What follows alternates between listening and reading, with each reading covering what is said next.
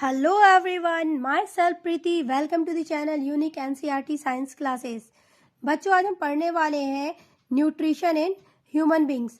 जैसा कि हमने प्रीवियस टॉपिक्स में पार्ट 1 और पार्ट 2 बनाकर न्यूट्रिशन इन प्लांट्स पढ़ लिया है, तो हम इसमें पढ़ने जा रहे हैं nutrition in human being. The elementary canal is basically a long tube extending from the mouth to the anus. तो एलिमेंट्री कनाल वह सिस्टम है जो एक ट्यूब लाइक स्ट्रक्चर में से स्टार्ट होता है और वह एनस तक जाकर ट्यूब लाइक स्ट्रक्चर में ही एंड होता है। ठीक है, we can see that the tube has different parts, various regions are specialized to perform different functions. ये जो हमारा एलिमेंट्री कनाल है इसे हम डाइजेस्टिव ट्रैक्ट भी कहते हैं और इस पूरे ट्रैक्ट में डाइजेशन का प्रोसेस चलता है। जैसे कि हमें पता है कि डाइजेशन का प्रोसेस जो है माउथ से स्टार्ट होकर क्या है स्मॉल इंटेस्टाइन तक रेगुलेट होता है। हमारा जो डाइजेशन का प्रोसेस है ऐसा हम कहते हैं, ऐसे लोग सोचते हैं कि हाँ स्टमक में जाके स्टार्ट होता है, लेकिन ऐसा कुछ नहीं है। हमारा जो ये डाइजेशन का प्रोसेस है वह हमारे माउथ से स्टार्ट होकर और स्मॉल इंटेस्टाइन तक फाइनली वहाँ पर जाकर ख़त्म होती है और यह प्रोसेस माउथ में ही स्टार्ट हो जाता है। We eat various types of food which has to pass through the same digestive tract. हम बहुत सारे फूड खाते हैं, हमारी खाने की वैरायटी एक तो है नहीं। जैसे हार्बीवोर्स हैं कि वह सिर्फ लीव्स खाएंगे, हम इंसान हैं हम लीव्स भी खाते हैं, हम एनिमल प्रोडक्ट भी खाते हैं। हम जो भी चीज़ें हमें पसंद है हम वो खाते हैं। जो भी हमें न्यूट्रिएंट्स लेने हैं, चाहे प्रोटीन कार्बोहाइड्रेट, वो हमें जहाँ से भी मिलता है, हमारी मर्जी है हम जो भी फूड मटेरियल खाते हैं और हमारे फूड मटेरियल काफ़ी हैं। Naturally the food has to be processed to generate particles which are small and of the same texture। और ये जो फूड हम खा रहे हैं इसको प्रोसेस करते हैं, इसको क्या है सेम पार्टिकल्स में इसको कन्वर्ट करते हैं। जो हमारा टीथ और टंग इस काम में पार्टिसिपेट करते हैं। हमारे फूड को इतना ऐसे मैस्ड करके इस फॉर्म में लाते हैं कि जिससे हमारे डाइजेस्टिव कनाल को, एलिमेंट्री कनाल को उसे डाइजेस्ट करने में प्रॉब्लम ना हो, ऐसे वह इसमें हेल्प करते हैं इस प्रोसेस में। This is achieved by the crushing the food with our teeth. हमारा टीथ जो है इस प्रोसेस में हेल्प करता है। Since the lining of the canal is soft, हमारा जो ये कनाल जो है डाइजेस्टिव कनाल जो है, ऐसे आपको हम सबको पता है कि हमारे बॉडी का हर एक पार्ट जो भी है सारा क्या है अंदर मसल्स है वो काफ़ी सॉफ्ट टिश्यू से बने हुए हैं। तो क्या है हमारा ये टंग भी जो है वो भी काफ़ी सॉफ्ट टिश्यू से बना हुआ है।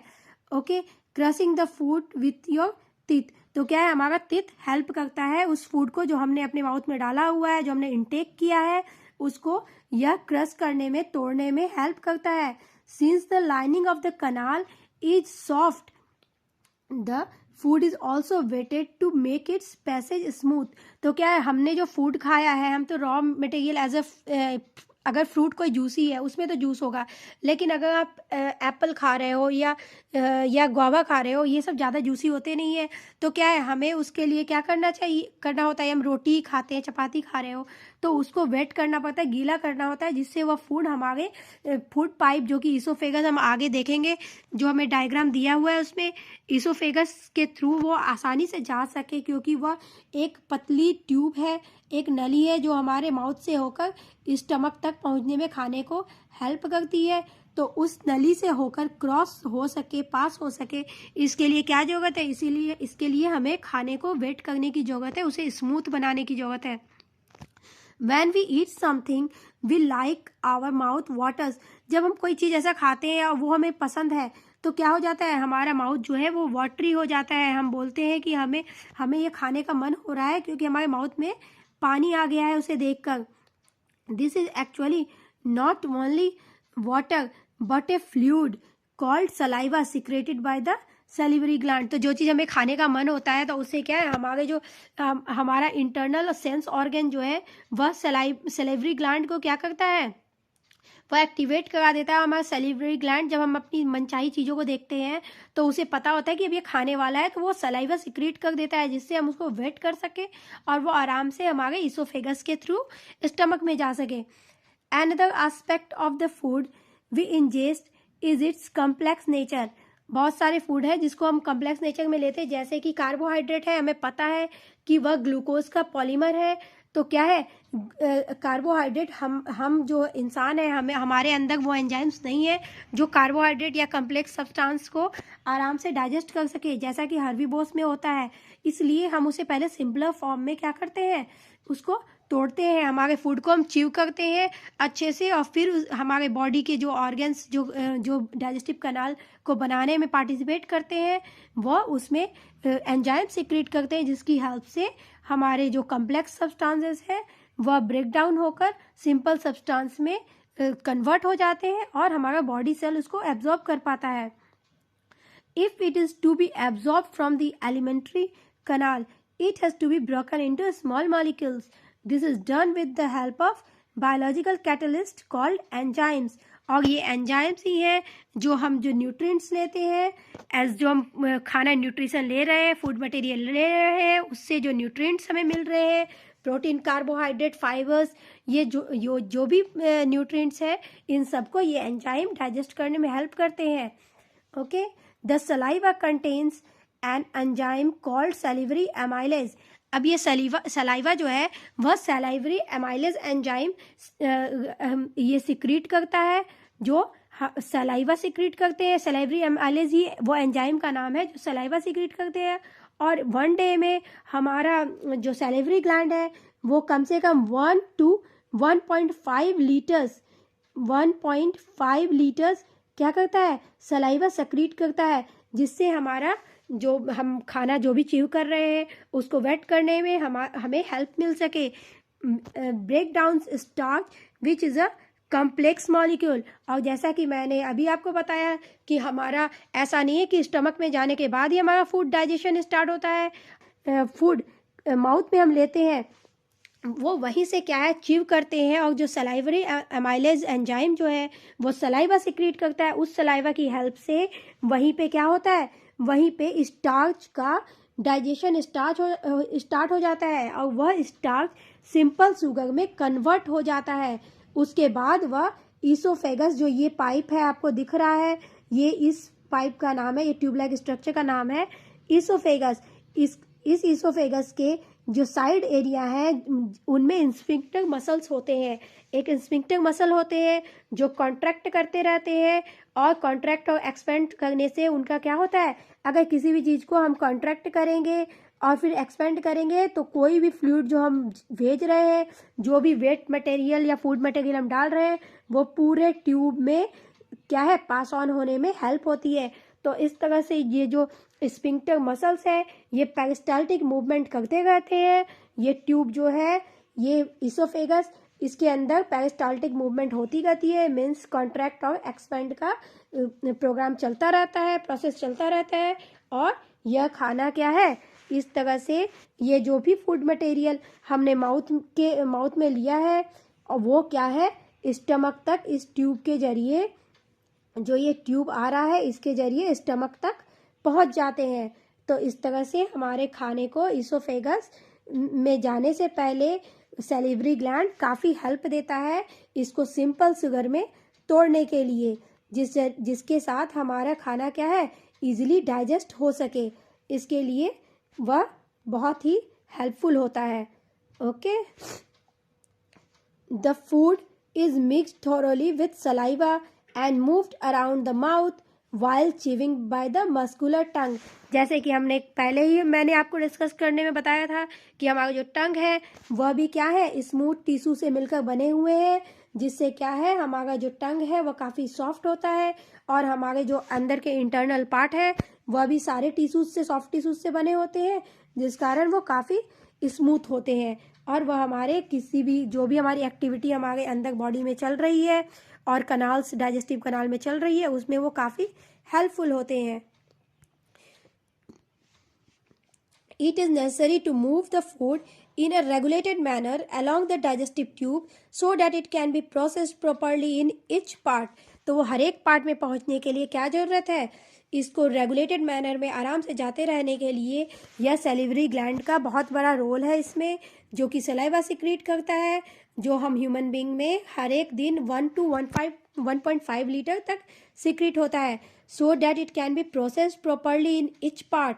The lining of the canal has muscles that contract rhythmically in order to push the food forward. These peristaltic movement occur all along the gut. gut क्या है? gut हमारा वह सिस्टम है जो एलिमेंट्री कनाल में स्टमक से स्टार्ट होकर small intestine तक चलता है. हमें पता है कि हमारा फूड का डाइजेशन माउथ से ही स्टार्ट हो जाता है with the help of teeth और टंग. क्या करते हैं? With the help of teeth और टंग जो हम फूड को च्यू करते हैं और वेट करने के लिए सेलिवरी एमाइलेज सलाइवा सिक्रीट करता है. उसके बाद हमारा फूड ट्यूब से फूड पाइप से होकर नीचे स्टमक में आता है. और यह जो प्रोसेस होता है फुल्ली, इस प्रोसेस को जो इसमें मूवमेंट हो रही होती है इस ट्यूब में, इसको हम कहते हैं पेरिस्टाल्टिक मूवमेंट, जिसमें कि क्या है, हमारा ट्यूब रिदमिकली क्या करता है, कॉन्ट्रैक्ट करता रहता है और इस तरह से हमारा फूड ट्यूब से लेकर स्टमक तक पहुंच पाता है. Okay. From the mouth, it is taken to the stomach through the food pipe or esophagus. The stomach is a large organ. The stomach is a large organ which expands when food enters it. तभी तो आपको जब कुछ पसंद आता है आप खाते जाते हो, एक्स्ट्रा ही खा लेते हो. फिर क्या होता है? फिर एसिडिटी फॉर्म होती है. ओके. तो क्या है, हमें उतना ही फूड खाना चाहिए जितने हमारे शरीर को ज़रूरत है, क्योंकि हम ज़्यादा खाएंगे तो हमारा स्टमक जो भी एंजाइम रिलीज़ कर रहा है और जो भी जूसेस, डाइजेस्टिव जूसेस जो हमारे एंजाइम सिक्रीट कर रहे हैं वो एनफ नहीं होंगे और फिर हमें प्रॉब्लम्स ही आनी है. The muscular walls of the stomach helps in mixing the food thoroughly with more digestive juices. अगर हम जितना ज़्यादा फूड लेंगे तो हमारे स्टमक पे क्या होगा, उतना ही ज़्यादा प्रेशर बनेगा. हमारे जो एंजाइम्स जो डाइजेस्टिव जूसेस सिक्रीट कर रहे हैं उन पर ज़्यादा ही प्रेशर पड़ेगा और हमारा जो डाइजेशन का प्रोसेस है वह भी डिस्टर्ब होगा. The digestion in stomach is taken care of by the gastric glands present. जो गैस्ट्रिक ग्लैंड्स वह है जो हमारे स्टमक में जो ग्लैंड्स प्रेजेंट है उन्हें हम गैस्ट्रिक ग्लैंड्स कहते हैं. Present in the wall of the stomach, these release hydrochloric acid, a protein digestive enzymes called pepsin and mucus. तो हमारे स्टमक में क्या क्या रिलीज हो रहा है? हमारे स्टमक में हाइड्रोक्लोरिक एसिड भी रिलीज हो रही है और म्यूकस रिलीज हो रहा है. जो म्यूकस क्या है? हाइड्रोक्लोरिक एसिड क्या है? हाइड्रोक्लोरिक एसिड आपको नाम से ही पता लग रहा है कि यह एक एसिड है. तो एसिड क्या है? एसिड हमारे किसी भी पार्ट के लिए कभी भी फायदेमंद नहीं हो सकता है. तो हमें HCl हमारा स्टमक इसलिए रिलीज करता है कि हमारे जो फूड जो आइटम हमने खाए हैं उसमें जो भी बैक्टीरिया है वह क्या हो, उस HCl की हेल्प से वह डिस्ट्रॉय हो जाए. वो बैक्टीरिया क्या हो, वो हाइड्रोक्लोरिक एसिड उसको खत्म कर दे. और अगर हाइड्रोक्लोरिक एसिड उस बैक्टीरिया को मारने के बाद भी बच जाता है तो वो क्या करेगा, वह हमारे स्टमक की वॉल जो है उनको ही डैमेज करेगा. तो वॉल को डैमेज से बचाने के लिए क्या होता है, वॉल को डैमेज से बचाने के लिए म्यूकस हमारा स्टमक रिलीज करता है जो हमारे स्टमक के वॉल को प्रोटेक्ट करते हैं. The hydrochloric acid creates an acidic medium which facilitates the action of the enzyme pepsin. और ये हाइड्रोक्लोरिक एसिड क्या है, एंजाइम्स जो बैक्टीरिया हमारे बॉडी स्टमक में पहुंची है खाने के साथ उसको मारकर, और पेप्सिन जो एंजाइम है उसको क्या करते हैं, उसको अपना काम करने के लिए हेल्प करते हैं. जो पेप्सिन एंजाइम है हमारे बॉडी में जो प्रोटीन को डाइजेस्ट करने के लिए हेल्प करता है, उसको उनके काम करने में उनको वैसा एटमॉस्फेयर प्रोवाइड कराते हैं जिससे वो अपना काम आसानी से कर सकें. What other function do you think is served by the acid? और हमने पढ़ ही लिया है कि जैसे एसिड क्या करते हैं, हाइड्रोक्लोरिक एसिड जो हमारे खाने में, हम ऐसा नहीं है कि जब हम खाना खाते हैं तो उसमें न्यूट्रिएंट्स जो होते हैं उनके साथ डस्ट पार्टिकल्स, बैक्टीरिया, जर्म्स भी हमारे माउथ के अंदर जाते हैं जिनको ये एसिड क्या करते हैं, HCl एसिड, वो उनको डिस्ट्रॉय करते हैं. ओके, उनको वह मार देते हैं, खत्म कर देते हैं. The mucus protects the inner lining of the stomach from the action of the acid under normal condition. जैसा कि हमने पहले इसको डिस्कस कर लिया है. Have often heard adults complaining about acidity. क्या है, बहुत बारी हम कहते हैं ना, हमने ज़्यादा खा लिया है तो हमें प्रॉब्लम होती है, किस चीज़ की प्रॉब्लम होती है, हमें एसिडिटी की प्रॉब्लम होती है, हमारा बॉडी ज़्यादा एसिड बनाने लग जाता है। Okay, and this is not good for our body कि हमारे बॉडी में एसिड रिलीज हो। ओके, तो इसके लिए हमें क्या ज़रूरत है, इसके लिए हमें उतना ही खाना खाना चाहिए जितने हमारे बॉडी की ज़रूरत है, हमारी जितनी नीड है। Can this be related to what has been discussed above? Yes, हमने जो ऊपर ये डिस्कस पहले ही कर लिया है कि अगर हम ज़्यादा खाना खा लेंगे तो हमारे बॉडी में क्या होगा, हमारे बॉडी में ज़्यादा एसिड फॉर्म हो जाएगा। जैसे कि आपको पता है कि हमारा स्टमक भी बैक्टीरिया को मारने के लिए एसिड बना रहा है, और जब एसिड की क्वांटिटी ज़्यादा हो जाती है तो हमें पता है कि एसिड बड़े से बड़ी चीज़ को ख़त्म कर देता है, तो वह हमारे स्टमक के वॉल के लिए या हमारे स्टमक के लिए भी ठीक नहीं है।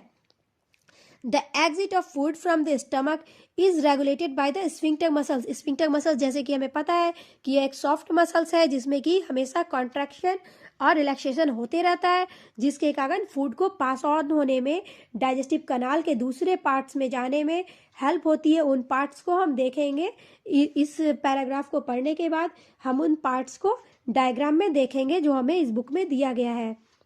ओके, तो स्फिंक्टर मसल्स का एक बहुत बड़ा रोल है डाइजेशन में, क्योंकि खाना डाइजेस्ट तो हमारे डाइजेस्टिव जूस कर लेते हैं एंजाइम की हेल्प से, लेकिन उनको उन ऑर्गन में पहुंचाने के लिए एक सॉफ्ट मसल्स की ज़रूरत होती है, जो कि स्फिंक्टर मसल है, जो कंट्रैक्शन और रिलैक्सेशन का काम करता है और हमारे फूड को पुश बैक करता है, वह अंदर की तरफ उसको पुश करता है, which releases in all small amount into the small intestine from the stomach. और इस तरह यह स्टमक में, पहले तो फूड पाइप से स्टमक में आया, उसके बाद स्टमक से वह क्या है, छोटे छोटे थोड़े थोड़े अमाउंट में स्मॉल इंटेस्टाइन में वह फूड को क्या करता है, पुश करता है और उसे स्मॉल इंटेस्टाइन में भेज देता है। The food now enters the small intestine. और फूड के डाइजेशन का ज़्यादातर प्रोसेस कहाँ परफॉर्म होता है, फूड के ज़्यादातर डाइजेशन का प्रोसेस स्मॉल इंटेस्टाइन में ही परफॉर्म होता है, क्योंकि स्मॉल इंटेस्टाइन में क्या होते हैं, स्मॉल इंटेस्टाइन में जो लीवर और पैनक्रियाज ने जो डाइजेस्टिव जूसेस सिक्रीट किए हैं, वह ड्यूडेनम के जरिए कहाँ आ जाता है, वह ड्यूडेनम के जरिए स्मॉल इंटेस्टाइन में आ जाता है।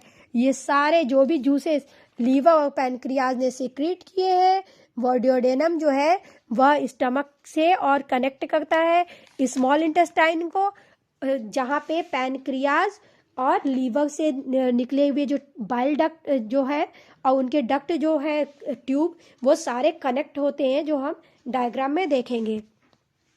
This is the longest part of the elementary कनाल। जो ये हमारे स्मॉल इंटेस्टाइन है, उसकी लेंथ 7.5 मीटर होती है। ये कहने में स्मॉल इंटेस्टाइन है क्योंकि यह, इसकी ट्यूब जो है वह पतली होती है ब्रेथ वाइज, लेकिन यह 7.5 मीटर यह लॉन्ग होता है, जिस कारण हमारा जो डाइजेशन का प्रोसेस है वह आराम से हो पाता है, उसको समय मिल पाता है, इतना समय मिल पाता है, इतने लंबे डाइजेस्टिव कनाल के में स्मॉल इंटेस्टाइन जो इतना लंबा चलता है, इतना लॉन्ग है, उसमें उसको आराम से वह डाइजेस्ट करने का उनको हेल्प मिलता है, समय मिलता है। Okay, elementary canal which is fitted into a compact space because of extensive coiling. बहुत ज़्यादा कॉइलिंग होने के कारण ये बहुत ज़्यादा मुड़े हुए होते हैं, जिस कारण वह बहुत ही छोटे स्पेस में फैले हुए होते हैं, जो हम आगे डायग्राम में देखेंगे। Okay, the length of the small intestine differs in various animals depending on the food. से हमने देखा कि हर एक एनिमल का स्मॉल इंटेस्टाइन का लेंथ जो है वो वेरी करता है, एनिमल टू एनिमल डिपेंड करता है कि वह क्या खा रहे हैं। herbivores eating grass need a longer small intestine to allow the cellulose to be digested। अब herbivores जो है, हमें पता है कि सेल्यूलोज खाते हैं, जो सेल्यूलोज क्या है, एक कॉम्प्लेक्स फूड है, यह ग्लूकोज का, कार्बोहाइड्रेट का एक फॉर्म है, जो कि सिर्फ हार्बीवोर्स ही, जो एनिमल्स हैं, वही डाइजेस्ट कर पाते हैं। हम ह्यूमन नहीं डाइजेस्ट कर पाते हैं, क्योंकि सेल्यूलोज एक कॉम्प्लेक्स सब्सटेंस है और हमारे जो स्टमक में एंजाइम्स हैं, वो एंजाइम्स इतने पावरफुल नहीं है जो इसको डाइजेस्ट कर पाए। Meat is easier to digest, meat जो है वह डाइजेस्ट करने में आसान होता है, इसलिए क्या है, कार्निवोर्स जैसे टाइगर है हैव शॉर्टर स्मॉल इंटेस्टाइन, तो इसके स्मॉल इंटेस्टाइन जो है वह हार्बीवोर्स के रिगार्डिंग वो शॉर्ट होते हैं उसके कंपेयर में। The small intestine is a site of the complete digestion of carbohydrate, proteins and fats. Small intestine जो है यहीं पे क्या है, कार्बन डाइऑक्साइड, कार्बोहाइड्रेट, प्रोटीन और फैट्स का डाइजेशन होता है, क्योंकि कार्बोहाइड्रेट के क्योंकि जो स्मॉल इंटेस्टाइन है वहाँ जो स्टमक से जो स्मॉल इंटेस्टाइन में खाना जाता है उसके बीच के एरिया में जो बाइल जूस होते हैं जो लिवर सिक्रीट करता है और पैनक्रियाटिक जूस जो पैनक्रियास सिक्रीट करता है, वो दोनों जो क्या है एक जंक्शन पे डक्ट से ज्वाइंट होते हैं और वह स्मॉल इंटेस्टाइन तक जाते हैं। वो मैं आपको डायग्राम में दिखाऊंगी। It receives the secretions of the liver and pancreas for this purpose, तो इसको डाइजेस्ट करने के लिए पैनक्रियाज और लीवर से लिए जाते हैं, डाइजेस्टिव जूसेस लिए जाते हैं, जिनकी हेल्प से कार्बोहाइड्रेट्स, प्रोटीन्स और फैट्स का डाइजेशन किया जाता है। और वो कहाँ होता है, वह होता है स्मॉल इंटेस्टाइन में।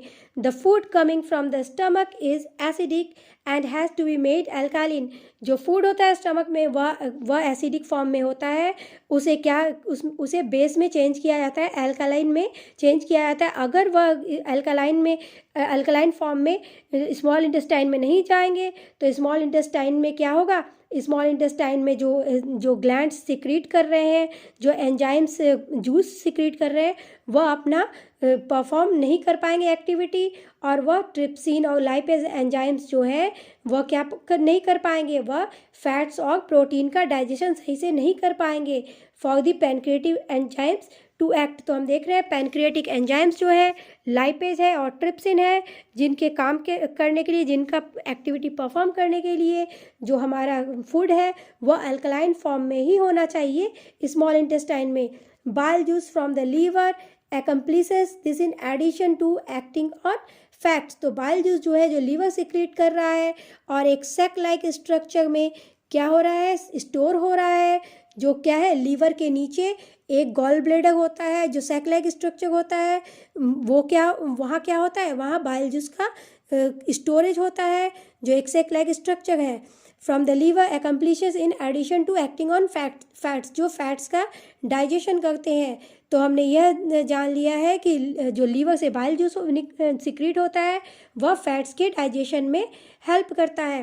Fats are present in the intestine in the form of large globules, तो क्या है, इंटेस्टाइन में जो फैट्स के जो ग्लोबुल्स होते हैं वो बड़े बड़े होते हैं, जिसको कि वह सिंपलर फॉर्म में तोड़ता है डाइजेस्ट करने के लिए। कहाँ टूटता है, यह स्मॉल इंटेस्टाइन में टूटता है, और कौन तोड़ता है, तो बाइल जूस इसमें हेल्प करता है इसको ब्रेक डाउन करने में, सिंपल फॉर्म में लाने के लिए, which makes it difficult for enzymes to act on them. अगर ये लार्ज ग्लोबुल्स में रहेंगे तो इसके डाइजेशन में जो एंजाइम्स डाइजेस्टिव जूसेस सिक्रीट कर रहे हैं उसमें हेल्प नहीं मिलेगी, और जो ट्राइप्सिन है और लाइपेज है वो अपने काम सही ढंग से नहीं कर पाएंगे। Bile salts break them down into smaller globules, तो बाइल जूसेस जो है वह क्या करते हैं, वह ब्रेक डाउन करते हैं किसको, फैट्स को। फैट्स के जो ग्लोबुल्स बड़े बड़े होते हैं उसको वो स्मॉलर ग्लोबुल में तोड़ते हैं, उनका ब्रेक डाउन करते हैं।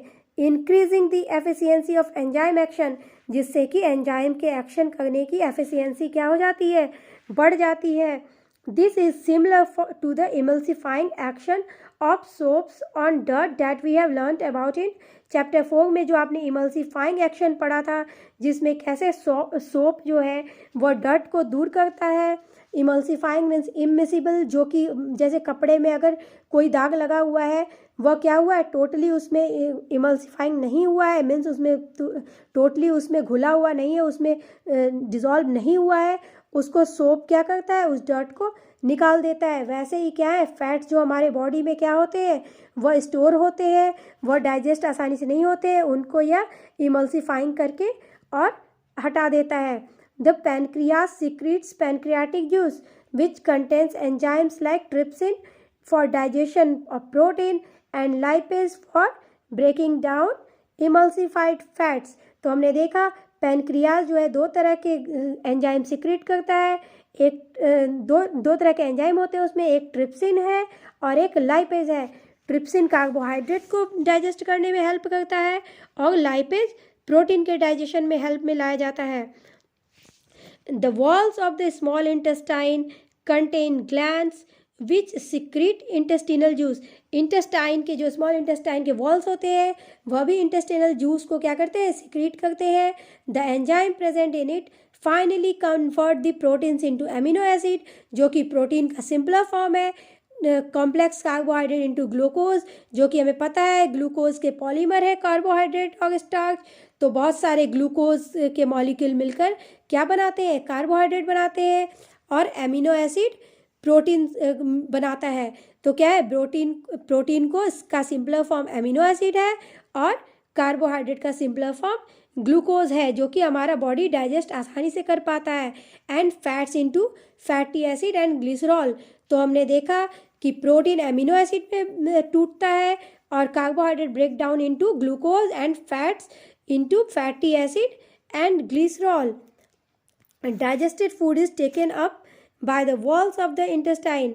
फिर क्या है, डाइजेस्टेड जो फूड डाइजेस्टेड हो जाता है, जो हमने देखा जिसके लिए पैनक्रियास से पैनक्रियाटिक जूस जो निकल रहे थे, जो ट्रिप्सिन और लाइपेज सिक्रीट कर रहे थे, और लीवर से बाइल जूस सिक्रेट हो गए थे। इन सब ने एंजाइम्स ने मिलकर जो डाइजेस्टिव जूसेस सिक्रेट किए, उससे कार्बोहाइड्रेट, फैट्स और प्रोटीन्स का डाइजेशन हो गया, उनका ब्रेकडाउन सिंपलर फॉर्म में हो गया, जिससे हमारे बॉडी ने उसको, हमारे जो गैस्ट्रिक ग्लैंड्स है और पैनक्रियाटिक जूस और जो बाइल जूसेस है, उन्होंने मिलकर इन सबको अच्छे से डाइजेस्ट कर दिया। और ये digested food is taken up by the walls of the intestine, जिसे इंटेस्टाइन के वॉल्स ने क्या कर लिया, एब्जॉर्ब कर लिया। इंटेस्टाइन के वॉल्स में एक विली लाइक स्ट्रक्चर होते हैं, वो ऐसे ग्रुप के जैसे बने होते हैं। इनका सरफेस एरिया ऐसा क्यों होता है, जिससे वह ब्लड वेसल्स इसके नीचे से बह रहे होते हैं, इसके नीचे से जा रहे होते हैं, उसमें ये क्या कर सके, डाइजेस्टेड फूड के ग्लूकोज को क्या कर सके, अच्छे से एब्जॉर्ब कर सके, जो ब्लड सेल्स तक आसानी से पहुंच सके। और इस ब्लड सेल्स के जरिए आपको पता है हमारे बॉडी के हर एक पार्ट में ब्लड वेसल्स के जरिए ब्लड पहुंच रहे हैं, और ब्लड के जरिए क्या पहुंच रहा है, न्यूट्रिएंट्स पहुंच रहे हैं। तो ये जो भी फूड हमने लिए थे डाइजेस्टेड फूड, वो सारे कहाँ चले गए, वह सारे ब्लड वेसल्स में जाके एब्जॉर्ब हो गए। जो हमने देखा विली लाइक स्ट्रक्चर है ये, और इसके नीचे क्या है, ब्लड वेसल्स है, जिसके जरिए सारा जो न्यूट्रिएंट्स है एब्जॉर्ब हो गया ब्लड में। और यह ब्लड हमारे बॉडी के हर एक ऑर्गन के सेल्स में और टिश्यूज़ में क्या हो गए, पहुंच गए, और हमारे पूरे बॉडी को क्या मिला, न्यूट्रिएंट्स। इस तरह से जो हमने फूड खाया था उससे न्यूट्रिएंट्स मिल गए, जिससे वह एनर्जी ले सके और अपना जो भी फंक्शन वो कर सके, अपना फंक्शन परफॉर्म कर सके। The inner lining of the small intestine has numerous finger like projection. जो अभी हमने देखा कि कैसे इसमें ग्रूव लाइक स्ट्रक्चर्स है, इसे फिंगर लाइक प्रोजेक्शन कहा गया है। कॉल्ड विलाई, इसे विलाई कहते हैं। Which increase the surface area for absorption. ये इंपॉर्टेंट लाइन है कि what does the villi do, villi increase the surface area for absorption of nutrients that the digested by intestinal juice or gastric juice और digestive juices. The villi are richly supplied with blood vessels। जो हमने देखा कि उसके नीचे से blood vessels cross हो रहे थे, जिसमें कि ब्लड में सारे न्यूट्रिएंट्स एब्जॉर्ब हो रहे थे, which take the absorbed food to each and every cell of the body where it is utilized for obtaining energy, building up new tissues and repair of all tissues। जो हमने देखा कि ये सारे जो ब्लड में न्यूट्रिएंट्स जा रहे थे, इसे सेल्स अपने बॉडी को रिपेयर करने के लिए यूज़ कर रहे थे, और न्यू सेल्स को बनाने में यूज़ कर रहे थे, न्यू टिश्यूज़ को बनाने में यूज़ कर रहे थे। जैसा कि हमें पता है कि बहुत सारे सेल्स मिलकर क्या बनाते हैं, टिश्यूज़ बनाते हैं। अब आप ये देख रहे हो कि हमारे माउथ से हमने फूड यहाँ इंजेक्ट किया, और इस फूड पाइप के जरिए, जिसे हम ईसोफेगस भी कहते हैं, इसके जरिए स्टमक में आ गया। और ऐसे ही ये स्टमक में नहीं आ गया, हमने देखा कि क्या हो रहा है, स्टमक में आने से पहले ये फूड पाइप है, इसमें क्या है, इसमें स्फिंक्टर मसल है। ये स्फिंक्टर मसल क्या करते हैं, ये स्फिंक्टर मसल्स में रिलैक्सेशन और कंट्रैक्शन का मूवमेंट होता रहता है, जिसे हम पेरिस्टाल्टिक मूवमेंट कहते हैं। और यह पेरिस्टाल्टिक मूवमेंट क्या करता है, फूड को आसानी से स्टमक में पहुंचा देता है। और इस स्टमक में क्या होते हैं, इस स्टमक में होते हैं डाइजेस्टिव जूस, और वो डाइजेस्टिव जूस HCl और म्यूकस ये गैस्ट्रिक ग्लैंड सिक्रीट करते हैं, और ये क्या करते हैं, प्रोटीन को डाइजेस्ट करने में हेल्प करते हैं। और जो हमारे खाने के साथ जो बैक्टीरिया आए हुए हैं उसको क्या करते हैं, उसको ख़त्म कर देते हैं, जिससे हमारा फूड क्या होता है, हमारा फूड जो एसिडिक हो जाता है, हम उसको HCl, क्योंकि यहाँ फॉर्म हो रहा है स्टमक में, क्या फॉर्म हो रहा है, स्टमक में HCl फॉर्म हो रहा है, और उसके वॉल क्या प्रोड्यूस कर रहे हैं, उसके वॉल म्यूकस प्रोड्यूस कर रहे हैं, जिससे कि HCl जो एसिड है उससे स्टमक के वॉल सेफ रह सके। उसके बाद आप देख रहे हैं कि यह लीवर है, और लीवर से बाइल जूस सिक्रीट होता है जो इस गॉल ब्लैडर में स्टोर होता है। आप ये देख रहे हैं, ये गॉल ब्लैडर यहाँ से आके और ये पैनक्रियाज के डक्ट, इन दोनों के डक्ट जो है, ये ट्यूब लाइक स्ट्रक्चर यहाँ पे क्या है, यहाँ इनका जंक्शन है जहाँ ये मिल रहा है, सारे आके एक साथ हो जा रहे हैं। इसे ड्यूडेनम कहते हैं इस पार्ट को। इस ड्यूडेनम के जरिए सारा कुछ कहाँ जाता है, स्मॉल इंटेस्टाइन में जा रहा है, जिसमें पैनक्रियाटिक जूस और बाइल जूस सारे मिलकर क्या करेंगे, इंटेस्टिनल जूस के साथ मिलकर और फूड को, कार्बोहाइड्रेट को, प्रोटीन को, फैट्स को, इन सब को ब्रेक डाउन करेंगे सिंपलर फॉर्म में, और फिर फूड डाइजेस्टेड हो जाएगा। और जो अनएब्जॉर्ब फूड होंगे वो कहाँ जाएंगे, अनएब्जॉर्ब फूड जो है हमारे, वह आ जाएंगे लार्ज इंटेस्टाइन में, और यहाँ लार्ज इंटेस्टाइन में सॉल्ट और वाटर जो एक्सेस होंगे उनका क्या होगा, उनका एब्जॉर्प्शन हो जाएगा।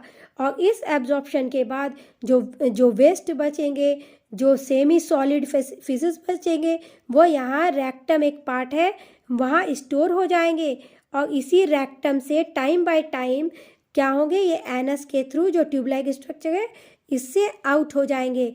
इस तरह से हमने अपना पूरा nutrition in human being complete कर लिया। Thank you for watching my channel.